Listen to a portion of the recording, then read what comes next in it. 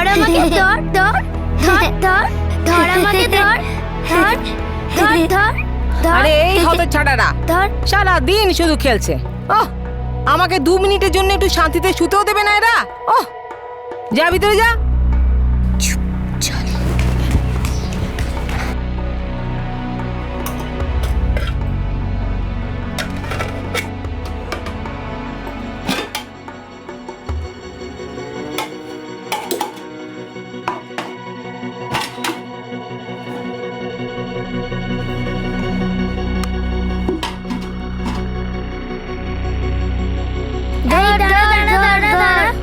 এই দাঁড়া, ধরে ফেলেছি।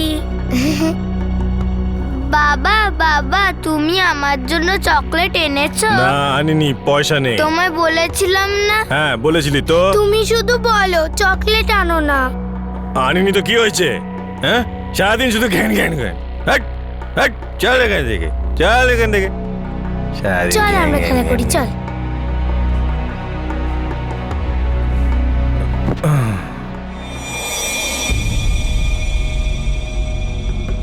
ঘরে আটা চাল কিছুই নেই, বাচ্চাদের কি খাওয়াবো?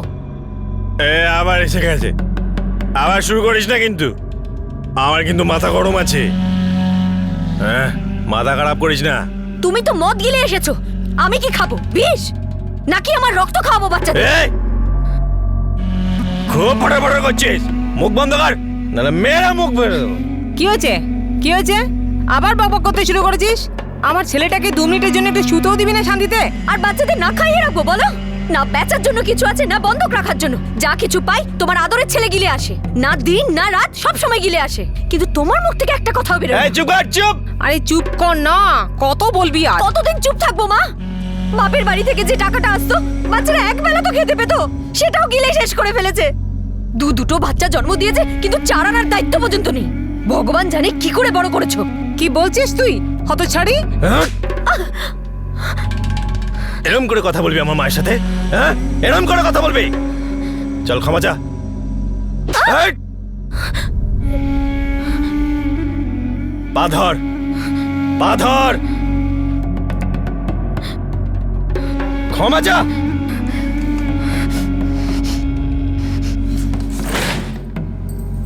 বাপ রে, এ তো পাগল হয়ে গেছে, মাথা পুরো খারাপ।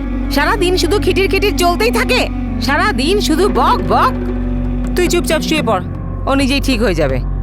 যা তুই শুয়ে পড়, যা শুয়ে পড়, যা শুয়ে পড়।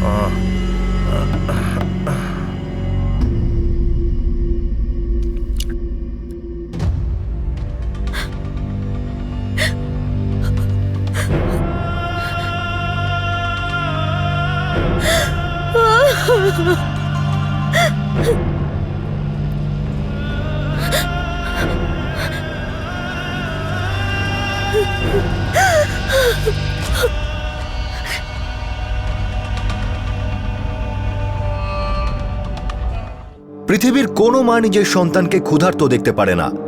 পৃথিবীর কোনো স্ত্রী নিজের স্বামীকে মদে চুর অবস্থায় দেখতে পারে না। কিন্তু রঞ্জনার জীবনে দুটো বিপর্যয় একসাথে নামে। এই গৃহিণী কিভাবে তার সংসার চালাবে, কিভাবে তার স্বামীকে তার দায়িত্ববোধের সম্পর্কে বোঝাবে, তার উপর তার শাশুড়ি সাহায্য করার বদলে আগুনে ঘি ঢালার কাজ করে চলেছে। রঞ্জনার এরপর কী বা করার আছে?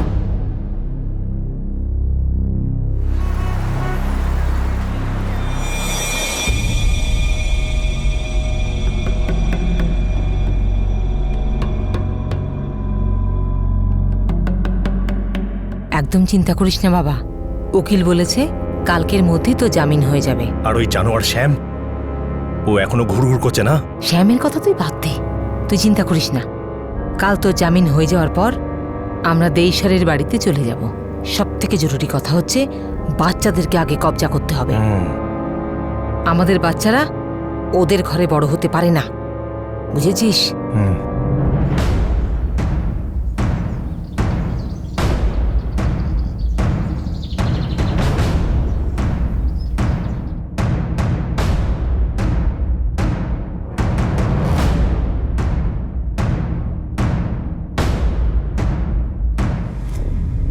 দেখ শ্যাম, তুই মাথা গরম করিস না। ঝগড়াঝাঁটি করলে ঝামেলাটা আরো বাড়বে। কথা যা বলার দরকার সেটা আমাদের উকিল বলবে, বুঝেছিস?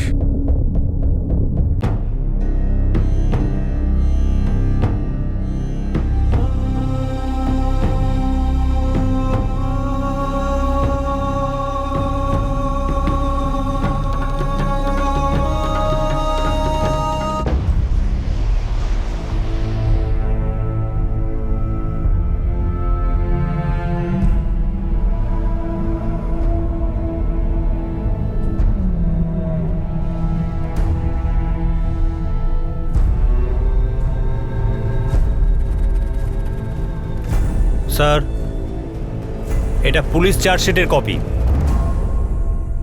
আমি আপনাকে শুধু এইটুকু বলতে চাই স্যার, এর মধ্যে এমন কোনো জায়গায় এমন কিছু বলা নেই যে আমার ক্লায়েন্ট মহেশ তান্ডেলকারের ওনার স্ত্রীর মৃত্যুতে ডাইরেক্ট কোনো ইনভলভমেন্ট আছে।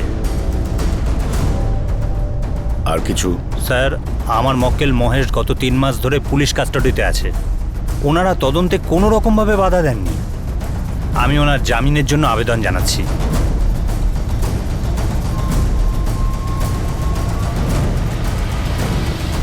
ডোমেস্টিক ভায়োলেন্স, পারিবারিক হিংসা 2007 সাল থেকে 2010 পর্যন্ত আমাদের পুরো দেশে প্রায় 24,808টি কেস নথিভুক্ত হয়েছে। আর এগুলো সেই সব কেস যেগুলো তদন্ত হয়েছে। আর এটা অনুমান করা কোনো রকেট সায়েন্স নয় যে এর চেয়ে অনেক বেশি ঘটনা হয়তো ঘটেছে আর ঘটে চলেছে।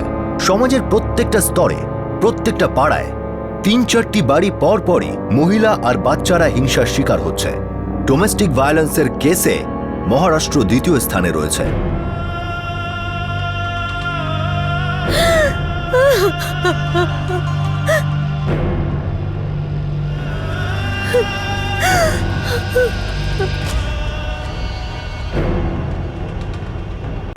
মা মা মা ও মা মা ঠাম্মা ঠাম্মা হ্যাঁ, কি হয়েছে?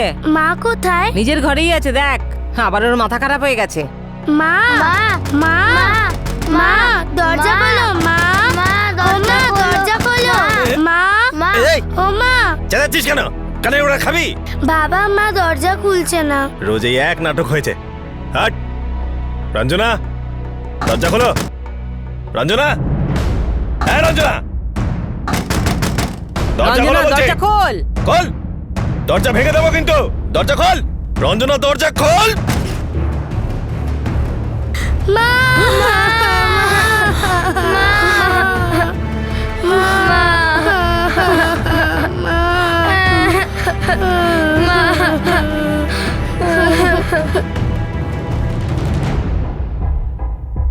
একদম ক্লিয়ার সুইসাইডের কেস ইন্সপেক্টর।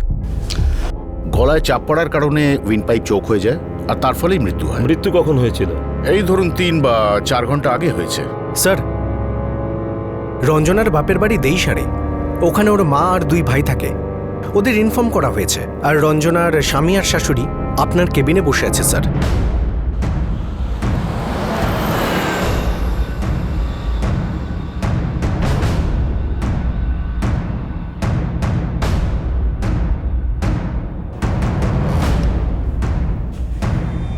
সাহেব, ওর মাথা স্ক্রু ঢিলা ছিল। ছোট ছোট ঘটনাতে কান্নাকাটি করতো। কোনো কিছুই ওর পছন্দ হতো না স্যার। কবে থেকে? বিয়ের পরের দিন থেকে এসব শুরু হয়ে গেছিল স্যার। ঠকানো হয়েছে আমাদের স্যার। রঞ্জনার ভাই এবং মা আমাদেরকে বলেইনি যে ও মেন্টাল পেশেন্ট। স্যার, জোর করে ওই পাগলিকে আমাদের গলায় ঝুলিয়ে দিয়েছে। ওর নাটক দেখতে দেখতে আমরাও মেন্টাল পেশেন্ট হয়ে গেছি স্যার। আমার ছেলে যা কিছু আয় করতো, যতটা আয় করতো, সবই ওর কম পড়ে যেত। ওর চাহিদা একটু বেশিই ছিল স্যার।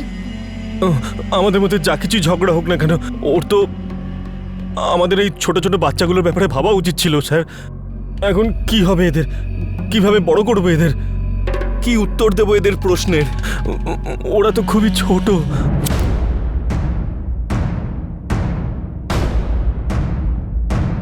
দিদি, দিদি,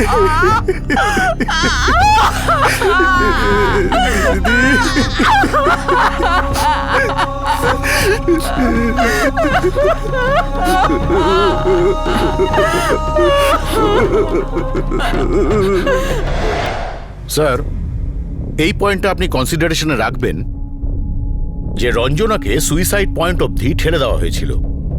ও ডোমেস্টিক ভায়োলেন্সের শিকার হয়। ওর স্বামী একজন কনফার্মড অ্যালকোহলিক, আর রঞ্জনাকে এতটাই যন্ত্রণা দিয়েছে ফিজিক্যালি, মেন্টালি, ওর বিরুদ্ধে আত্মহত্যায় প্ররোচনা দেওয়ার অভিযোগ আনাটা খুবই সঠিক। আর এই দায়িত্বজ্ঞানহীন লোকটাকে রঞ্জনা 2টি বাচ্চার দায়িত্ব দেওয়া একদমই উচিত হবে না। স্যার, প্রসিকিউশন কোন ডোমেস্টিক ভায়োলেন্সের কথা বলছেন? পোস্টমর্টেম রিপোর্টে কোথাও কোনো মারপিট বা আঘাতের কথা উল্লেখ করা নেই। আর যেখানে আমার মক্কেলকে পুরো অ্যালকোহলিক বলা হচ্ছে, আমি অবজেকশন করছি স্যার। প্রসিকিউশন বাড়িয়ে চড়িয়ে আমার মক্কেলের উপর দোষারোপ করছে স্যার।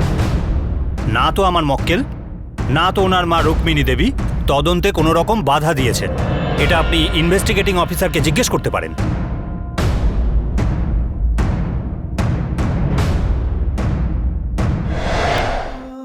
মহেশ মিথ্যে কথা বলছে স্যার, ও 1 নম্বরের মিথ্যেবাদী স্যার। তবে সত্যিটা কি? স্যার, ওই লোকটা সকাল থেকে গিলে থাকে, খুব চিৎকার করে, ঝামেলা করে, জানোয়ারের মতন ব্যবহার করে, কাউকে 1 ফোঁটা সম্মানও দেয় না, বাচ্চাদের ব্যাপারেও কিচ্ছু ভাবে না। মারধর করতো? হ্যাঁ স্যার, রঞ্জনাকে খুব মারতো। জানুয়ারির অধম।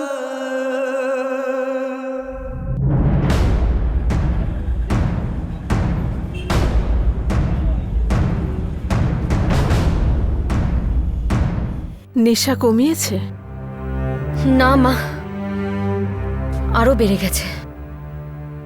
এখন তো সকালে চায়ের জায়গায় মদ খায়, সারা রাত ধরে খায়, কিচ্ছু করে না, কাজ টাজ কিছুই করে না। তোর শাশুড়ি কিছু বলে না? বলে, কিন্তু ওকে না, আমাকে, যে আমি ঘেউ ঘেউ করি। আমি খুব ভুল করে ফেলেছি, তোকে আমি ওই জানোয়ারের হাতে তুলে দিয়েছি, নরকে ঠেলে দিয়েছি তোকে। দেখ, আমি তোর ভাই শ্যামকে কিচ্ছু বলিনি। পৃথিবীতে সবচেয়ে বেশিও তোকে ভালোবাসে, আর রাগের বশে যদি কিছু করে ফেলে তাহলে সবার জীবন নষ্ট হয়ে যাবে। তুই বুঝতে পারছিস আমি কি বলছি? হ্যাঁ বল রঞ্জনা।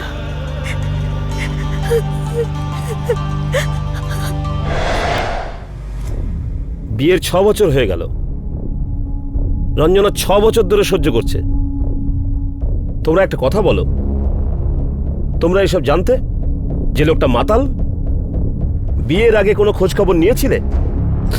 স্যার, জানতে পারলে কি এর বিয়েটা দিতাম স্যার? না ওর মা কিছু বলেছিল, আর না ওর ভাই। দেই স্যার রিক্সা চালাতো স্যার, আর আমাদের পাশের বস্তিতে থাকতো।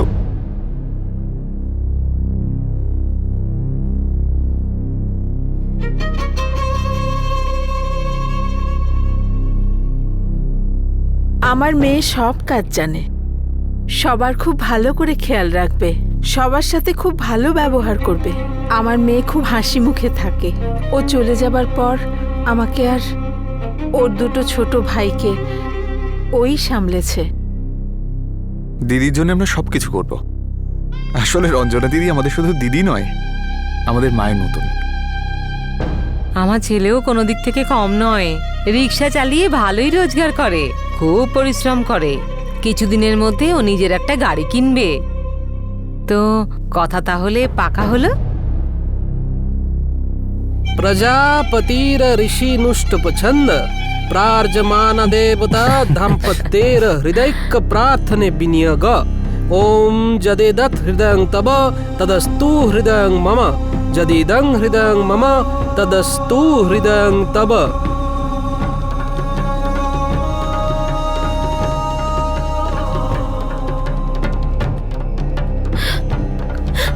কি রে শ্যাম, নিজের দিদিকে এইভাবে বিদায় জানাবি? কথা বলবি না, বুকে আসবি না, আমাকে ভুলে যাবি না তো?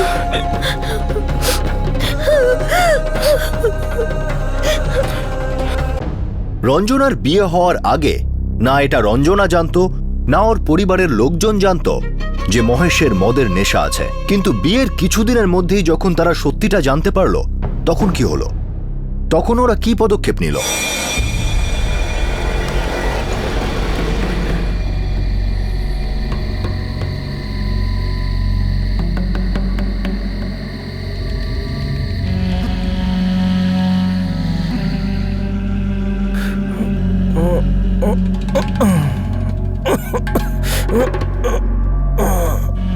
আজও তুমি দেরি করে ঢুকলে? দেরি হয়ে গেল।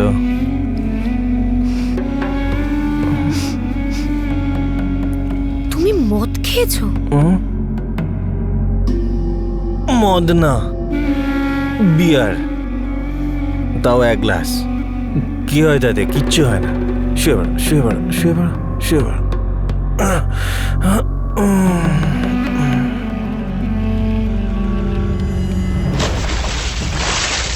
হ্যাঁ, জাম। শ্যাম, শ্যাম, রঞ্জনা দিদি বলছিল যে ওরা সিনধারে গিয়ে থাকবে আর এখানকার বাড়িটা ভাড়া দিয়ে দেবে। আরে জামাইবাবুর কাজ নেই না, এখন তো রিক্সাও চালাচ্ছে না। আরে কি করে চালাবে মদের নেশায় ডুবে থাকলে? এখন এখান থেকে যে বাড়ি ভাড়াটা পাবে সেটা দিয়ে সিনধারের সংসারটা চলবে। দেখা যাক কদিন চলে।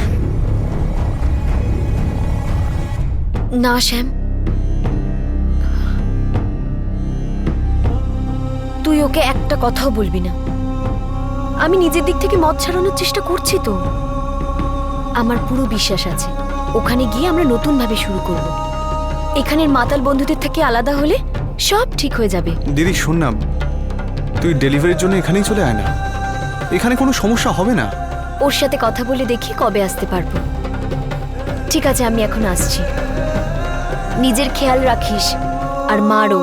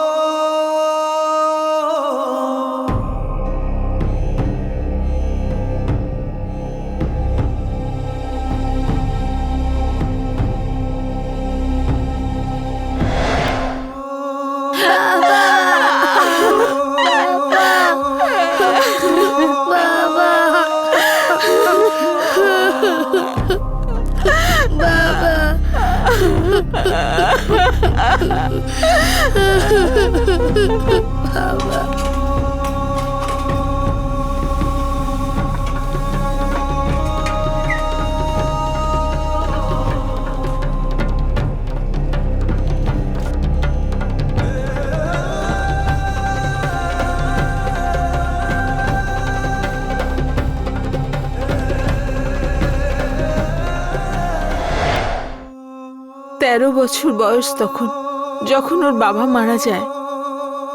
আমার মেয়ে সব দায়িত্ব নিজের কাঁধে তুলে নিয়েছিল আর খুব পরিশ্রম করত। ওর সাহায্য ছাড়া আমি শ্যাম আর গুরুকে বড় করতে পারতাম না। আমার বোনের মতো ওদের আরেকটা মা হয়ে দিন রাত কাজ করত পরের বাড়ি। ওরা মিথ্যে কথা বলছে, আমার মেয়েকে ওরা খারাপ বলছে। ওর শত কষ্ট হলে ও সংসারটাকে ধরে রেখেছিল। পৃথিবীতে ওর মতো মেয়ে আর আপনি পাবেন না স্যার। ওই শয়তানের বাচ্চার জন্ম দিয়েছে, ওর মারও খেয়েছে, সব অত্যাচার মুখ বুজে সহ্য করেছে। কিন্তু কতদিন কতদিন আমার মেয়ে এই অপমান সহ্য করত? ওরা আমার মেয়ের ওপর অনেক অত্যাচার করেছে, তাই সহ্য করতে না পেরেও আত্মহত্যা করেছে। ও এমন কিছু করার মেয়েই ছিল না, ওরা ওকে বাধ্য করেছে। 6 বছর ধরে সহ্য করার পর দিদিটা আর পারেনি।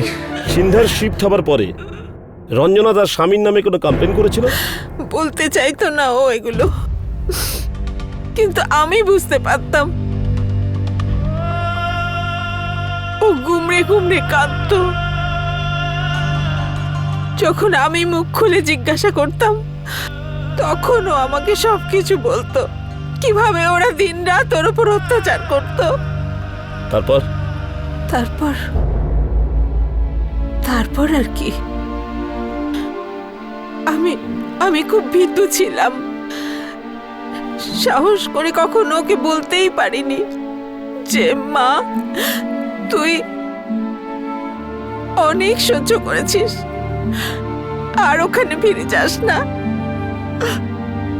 এখানেই বাচ্চাদের নিয়ে থেকে যা। তুই আমার সংসারের জন্য অনেক খেটেছিস, এখন এখন আমরা তোকে সাহায্য করব, তোর ভাইরা তোর পাশে দাঁড়াবে। ভুল করেছি যে আমার ছেলেকে আমি ওখানে যেতে দিইনি। শ্যাম, শ্যাম, শ্যাম, শ্যাম দাঁড়া বাবা দাঁড়া, তুই দিদির বাড়ি যাবি না? আমার কথা শোন, দাঁড়া দাঁড়া বলছি। দেখ বাবা, ওর আর ওর বাচ্চার জীবনে যতটুকু সুখ বাকি আছে সেটাও নষ্ট হয়ে যাবে।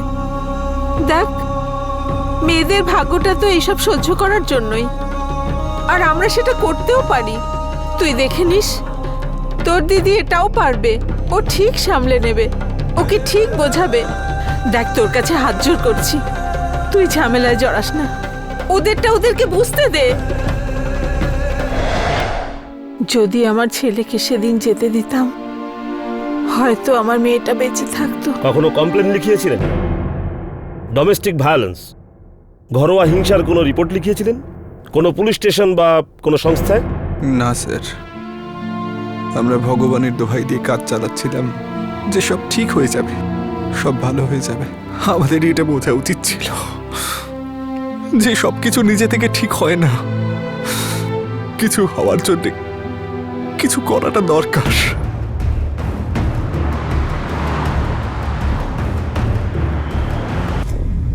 আরে আরে কি করছো তোমরা?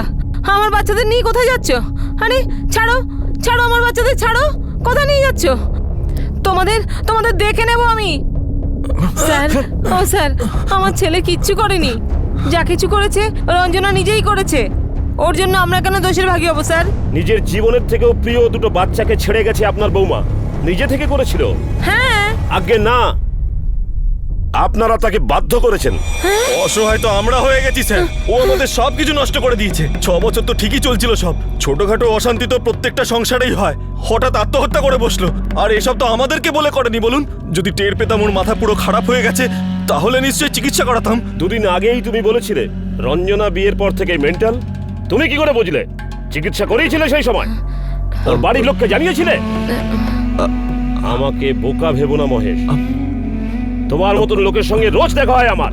ও স্যার, প্রমাণ ছাড়া আপনি এসব বলতে পারেন না। প্রমাণ তো আমি সব জোগাড় করবো তোমার বিরুদ্ধে। রঞ্জনার মা আর তার ভাই তোমাদের দুজনের বিরুদ্ধে কমপ্লেন করেছে, যা কৈফত দেওয়ার আদালতে গিয়ে বলো, নিয়ে চলে দে। কিন্তু স্যার,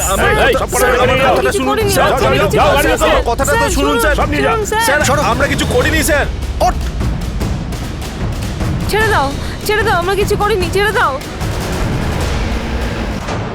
রঞ্জনার মা আর তার ভাইয়েরা মহেশ আর তার মায়ের বিরুদ্ধে যে এফআইআর দায়ের করে, তার উপর ভিত্তি করে পুলিশ এই দুজনের বিরুদ্ধে আইপিসির ধারা 306 অনুযায়ী অ্যাবেটমেন্ট অফ সুইসাইড, 458 ধারা অনুযায়ী স্বামী আর শ্বশুরবাড়ি দ্বারা স্ত্রীর উপর টর্চার, আর 504 ধারা অনুযায়ী কাউকে ইচ্ছাকৃতভাবে উস্কানোর চার্জ ফ্রেম করা হয়।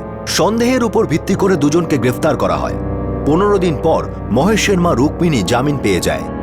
3 মাস পর চার্জশিট ফাইল হয়, আর তখন রঞ্জনার স্বামী মহেশ জামিনের আবেদন করে।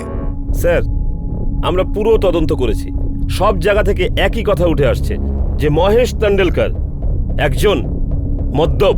কিন্তু স্যার, এখনো পর্যন্ত আমরা হাতে কোনো প্রমাণ পাইনি যা থেকে প্রমাণিত হয় যে রঞ্জনার আত্মহত্যায় এই ব্যক্তি কোনোভাবে জড়িত।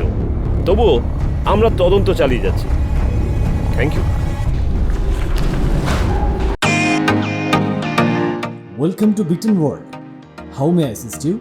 নতুন ফ্ল্যাটের জন্য একটা স্ট্যান্ড ফ্যান আর কুলার নেব। এই পচা গরম থেকে একটু স্বস্তি চাই। বাজার চলতে সব ব্র্যান্ড আর ভরসাযোগ্য নয়। তার জন্য তো আমাদের ফ্যান আছে, all purpose bullet table fan, ceiling fan. আমাদের সিলিং ফ্যান কিন্তু 30 মাসের ওয়ারেন্টি সহ পাওয়া যায়। আছে ফারাটা 2 বছরের ওয়ারেন্টি, 17 থেকে 20 মিটার এয়ার ফ্লো। মধ্যবিত্তের সাধ্যের মধ্যে একমাত্র ভরসাযোগ্য ব্র্যান্ড বিটন। আমাদের কুলারের কিন্তু অনেক range, 45 litres, 50 litres, 70 litres, 90 litres, 110 litres. Honeycomb সহযোগে ব্রিটেনের সব কুলারের ওয়ারেন্টি 1 বছর। চেনা হাওয়ায় অচেনা অনুভূতির জন্য একমাত্র আদর্শ ব্রিটেন। গরমে স্বস্তি পেতে ব্রিটেনের ফ্যান হোক বা কুলার, আজই আনুন বাড়িতে। Britain, digitally years.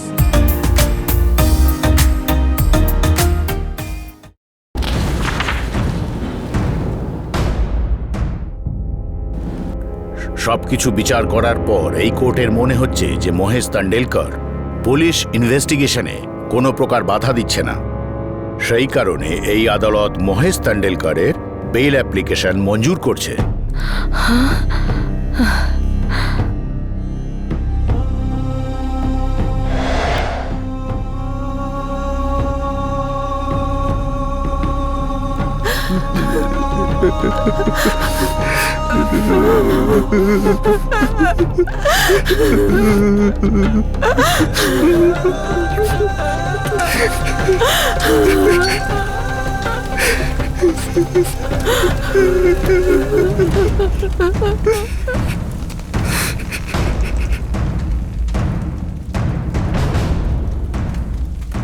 মহেশ তান্ডেলকর, তুই আমার রঞ্জনা দিদিকে খুন করেছিস, তার বিচার তো অবশ্যই হবে। এবার তুই দেখে যাস শালা, ছাড়বো না তোকে।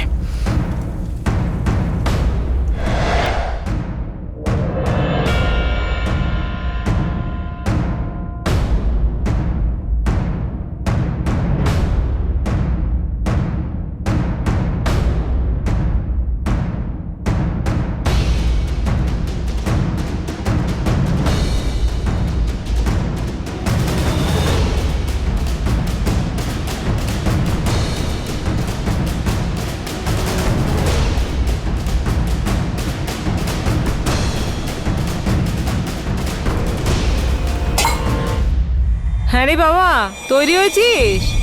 কি রে, হ্যাঁ তৈরি হতে এত সময় লাগে? চল তাড়াতাড়ি। চল।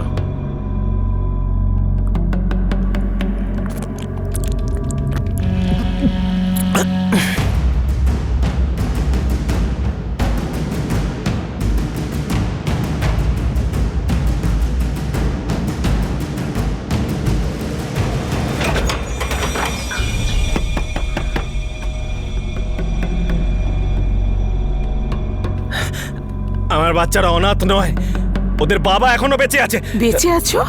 বেঁচে আছো? সাত সকালে গিলে কুটে এসেছে। আমার মেয়ের বাচ্চাদের গায়ে হাত লাগাবে না। এই সবিতা, মুখ সামলে কথা বলো, বুঝলে? এরা আমার বংশের বাচ্চা, এরা আমার ছেলের বাচ্চা, বুঝলে? এরা আমার নাতি নাতনি। এই শোনো, এরাদের এই মাতাল খুনি বাপকে না কবে ভুলে গেছে। এরা কোনো ক্রিমিনালের বাড়িতে না বড় হবে না, ওরা এখানেই থাকবে। ক্রিমিনাল? কাকে ক্রিমিনাল বলছিস? তোকে বলছি। তাহলে কোর্ট আমায় ছেড়ে দিল কেন? ওই জাজ কি আমার শ্বশুর নাকি? কান খুলে শুনে রাখ, রঞ্জনা পাগল ছিল, যেটা তোমরা চেপে গেছিলে। ক্রিমিনাল তো তোমরা শালা, যে আমার আর আমার মায়ের উপর মিথ্যে দোষ চাপিয়েছো। দেখো, চুপচাপ আমার বাচ্চাদের আমার কাছে দিয়ে দাও, নাহলে কিন্তু কিডন্যাপিং এর চার্জ লাগিয়ে দেবো। তার উপর তোর ওই পাগল ভাই আমাকে মেরে ফেলার হুমকি দিয়েছে। সবাইকে জেলে পাঠাবো। চল বাবা, আসতে পারি। চল বিশাল।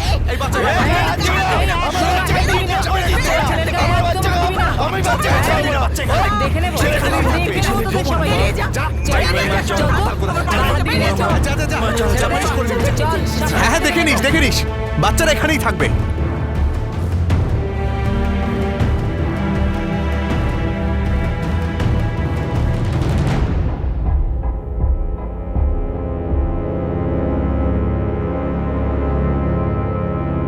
টেনশন করো না তোমা, ওই লোকটা মাতাল ছিল, মাতাল আছে, আর মাতাল হয়েই মরবে।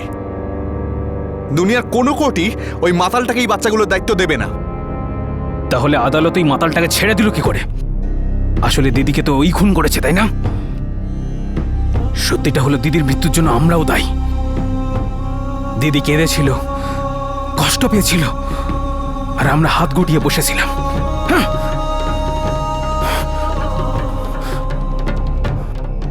আমরাই আমাদের দিদিকে তিল তিল করে মেরে ফেলেছি। আর আমি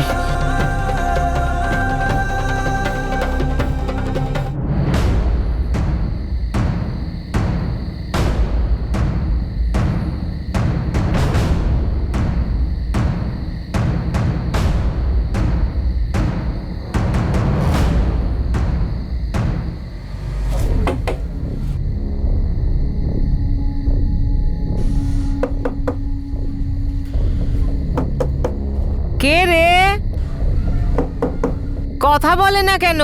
কে? আমি গণেশ, মহেশদার বন্ধু।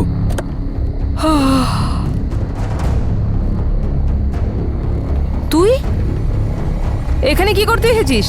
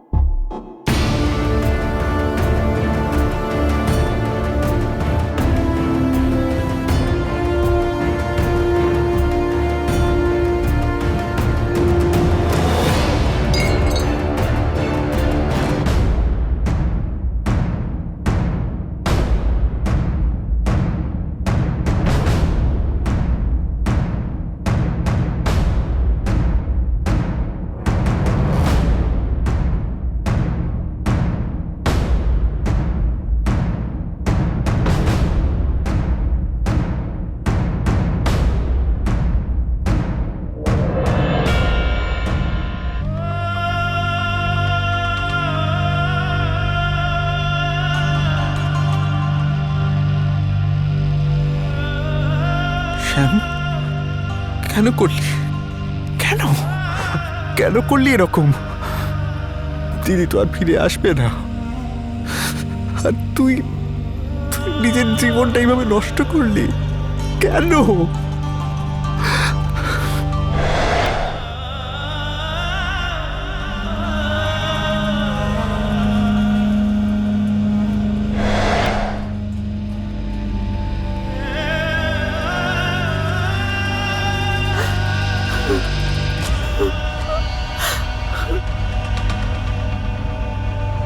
নিজের বোন রঞ্জনার মৃত্যুর পর শ্যাম পুরো 1 বছর ধরে বদলার আগুনে জ্বলতে থাকে। তার দিদি তার কাছে খুব প্রিয় ছিল। শ্যামের কাছে তার দিদি তার মায়ের মতো ছিল। তার দিদি রঞ্জনার শাশুড়ি রুক্মিণী আর তার স্বামী মহেশকে খুন করার 2 দিন পর শ্যাম পুলিশের হাতে ধরা পড়ে। সেই 2টি খুনই তার দিদির প্রথম মৃত্যুবার্ষিকীর কয়েকদিন পরই করেছিল। কিন্তু শ্যামের কোনো অধিকারই ছিল না যে সে আইনকে হাতে নিয়ে এরকম গুরুতর অপরাধ করুক। 3টি প্রাণ গেছে, একটা সুইসাইড, 2টো মার্ডার, আর 4র্থ জীবনটা শ্যামের, যাকে কাল কুঠুরিতে জীবনটাই কাটাতে হবে। শ্যামের বিরুদ্ধে দফা 302 মার্ডারের চার্জ আনা হয়। পরিসংখ্যান বলছে যে বেশিরভাগ ডোমেস্টিক ভায়োলেন্সের কেসে হামলাকারী পুরুষ মদ্যপ হয়, আর বেশিরভাগ ক্ষেত্রে এটাও হয় যে ডোমেস্টিক ভায়োলেন্সের কেস একেবারে শেষ স্টেজে পুলিশের কাছে আসে, যখন অলরেডি অনেক দেরি হয়ে যায়। এরকম কেন হয়? যখন মদের বোতল বেশ কড়া বার্তা দিতে থাকে, যখন কোনো ব্যক্তি সকাল থেকে মদ খাওয়া শুরু করে আর সারা দিন নেশায় চুর হয়ে থাকে, তখন কি এটা জানার জন্য যথেষ্ট নয় যে সব শেষ হতে চলেছে? আজ আমরা অন্য একটি বিষয়, অন্য একটি অ্যাডিকশনের উপর আলোকপাত করলাম। এটা খুব খারাপ বিষয় যে হিংসা আর ঘৃণায় ভরা বৈবাহিক জীবনকে টিকিয়ে রাখা। এই নেশায় আক্রান্ত পরিবার আর্থিক নিরাপত্তাহীনতা, সামাজিক চাপ বা তাদের সন্তানদের ভবিষ্যতের বিষয়ে ইমোশনাল হয়ে নিজের উপর নেমে আসা বিপর্যয়কে চুপচাপ সহ্য করে নেয়। মদের নেশা সবার আগে আক্রান্তের চিন্তাভাবনা, তার দৃষ্টি, তার বিবেকের নাশ করে। আক্রান্ত এটা বুঝতেই পারে না যে এই নেশার কারণে সন্তানদের ভবিষ্যৎ, তাদের নিজের জীবন দুটোই ভয়ঙ্কর বিপদের সামনে দাঁড়িয়ে। এই পরিস্থিতিতে মুখ বন্ধ রেখে চুপচাপ থাকাকে জীবন বলা যায় না। এটা শুধু একটা কষ্টদায়ক অপেক্ষা, যেটা অসময়ের মৃত্যুতে রূপান্তরিত হয়। নরক বা জাহান্নামের মতো বিয়ে বা নিকা থেকে বেরিয়ে আসার ইচ্ছা কোনো লজ্জা বা অপরাধ নয়, কোনো স্বার্থপর পদক্ষেপ নয়, বরং এটা একটা প্র্যাকটিক্যাল আর সঠিক পদক্ষেপ নিজের প্রাণ বাঁচানোর জন্য আর নিজের চেয়েও প্রিয় সন্তানদের জীবন বাঁচানোর জন্য। এই সিদ্ধান্তের সঙ্গে আমরা আপনাদের থেকে বিদায় নিচ্ছি। ক্রাইম পেট্রোল দস্তাকে আপনাদের সাথে আবার দেখা হবে আরও একটা নতুন কেস নিয়ে।